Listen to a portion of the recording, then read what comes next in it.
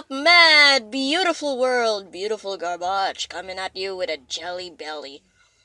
As a kid, I love spending time alone because I have my paper and pencils and pens with me, and I love making crafts, playing with my toys, talking to them. Sometimes I talk to myself and, have imaginary friends because I'm such an alien. But when I connect with another human being really well, I get very amazed and super attached. Really, really attached. That I envy easily when they talk to another of their friends. I mean, it's not as worse. It's not as worse now, but it's still unavoidable. You know, no matter how much I try to deny it, it still eats me up a bit.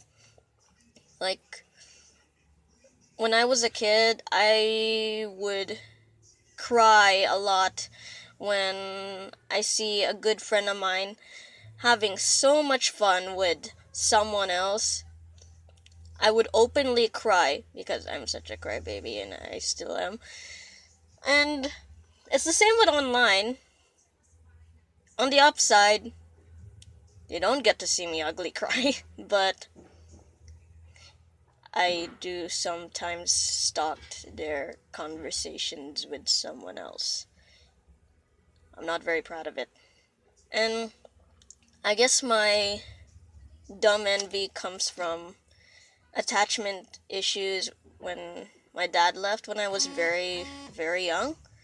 I mean, I never held grudges against him, but the attachment issue has stuck with me for a very long time, and I guess it's because I'm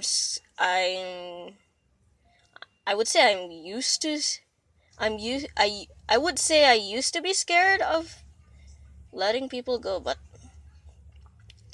I still get super attached, so I'm scared of letting people go and losing connection with them at some point, where you don't know what to say to the person for a few couple of days. It really, really freaks me out. And I feel like during those times where we would not talk, they would be talking with someone else. And that makes me feel very iffy, even if I do not want to feel it and just want to shove it up my ass and try to say, I'm fine.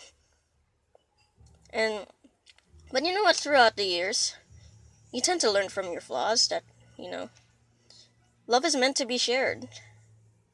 As simple as that, it's always easing in and out, like how we breathe every day. Love is always changing, whether it's good or bad. And, that's more than okay. It should change. And I guess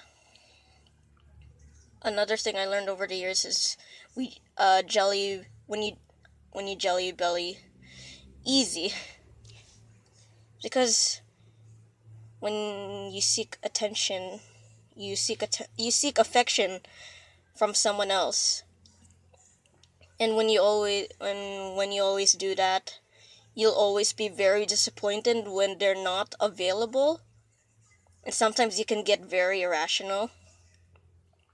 I mean, I know, believe me, I had my times. I just don't show it as often. I always keep it bottled up. But luckily, I do have some friends who do understand how that feels like.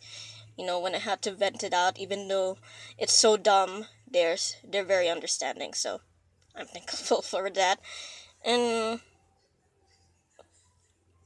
I failed to. We all fail to see within ourselves. We fail to see within and give ourselves affection, even just a little bit to start with. So I try to cut myself some slack, even though it's extremely hard. I try to better myself. I mean, that doesn't mean you have to eliminate jealousy right away. It's a part of being humans, you know. We humans will always be yin and yang. It comes naturally. Just don't let it eat you. And I guess that's all for today. I don't want to speak too long because I tend to ramble like a novel. No, like a novel. So here's the incoming question of the day: is to share your Jelly Belly story. It's okay if you don't. It's okay if you don't. Take your time. Take your time with it. At least try to talk about it to someone who does understand.